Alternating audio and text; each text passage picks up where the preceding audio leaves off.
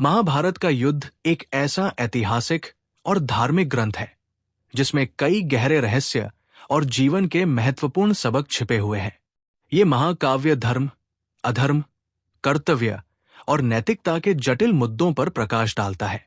कर्ण इस महाकाव्य के सबसे प्रमुख और विवादास्पद पात्रों में से एक है। उनकी कहानी न केवल प्रेरणादायक है, बल्कि ये भी दिखाती है कि भाग्य, कर्म और नैतिकता कैसे एक व्यक्ति के जीवन को प्रभावित करते हैं। इस कथा में श्री कृष्ण द्वारा कर्ण का छलपूर्वक वध किए जाने के पीछे कई गहरे कारण छिपे हुए हैं। कर्ण का जीवन और उसकी त्रासदी। कर्ण का जन्म कुंती के वरदान से हुआ था, जिसमें उन्होंने सूर्य देव को बुलाया था। कुंती ने अपने विवाह से पहले इसे प्रयोग किया था और इस कारण कर्ण का जन्म हुआ। लेकिन समाज और लोकलाज के डर से कुंती ने कर्ण को त्याग दिया। कर्ण को एक सारथी, अधिरथ और उनकी पत्नी राधा ने गोद लिया।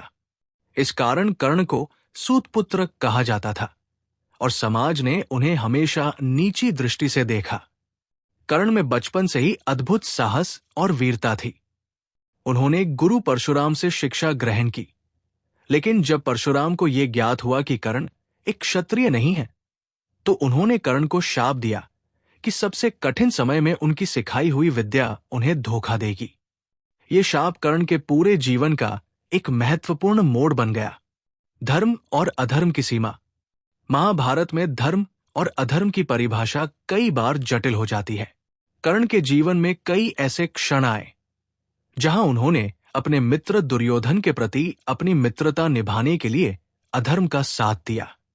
कर्ण का दुर्योधन के साथ मित्रता करना भी उनके जीवन का एक बड़ा मोड़ था। दुर्योधन ने कर्ण को सूतपुत्र कहकर अपमानित होने से बचाया और उन्हें अंगदेश का राजा बनाया।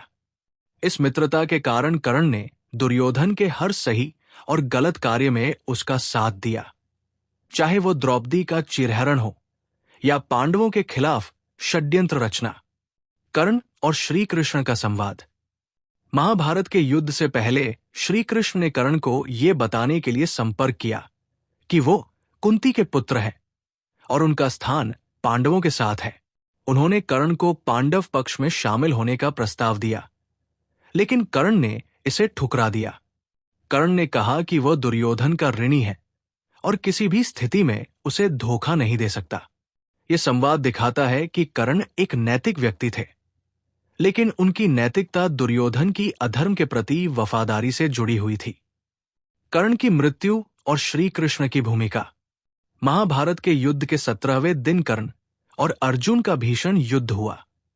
कर्ण अपने पराक्रम से अर्जुन को हरा सकते थे, लेकिन इसी दौरान उनके रथ का पहिया धरती में धंस गया। कर्ण रथ का पहिया निकालने के लिए नीचे उतरे और उन्होंने अर्जुन को युद्ध रोकने के लिए कहा, क्योंकि युद्ध के नियमों के अनुसार जब कोई योद्धा निहत्था हो तो उस पर वार नहीं किया जाना चाहिए। लेकिन श्रीकृष्ण ने अर्जुन को याद दिलाया कि कर्ण ने भी धर्म और नियमों का उल्लंघन किया है।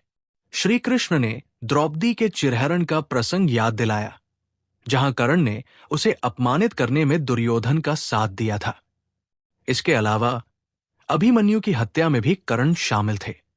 श्री कृष्ण ने कहा कि युद्ध में धर्म की जीत के लिए अधर्मियों का अंत आवश्यक है।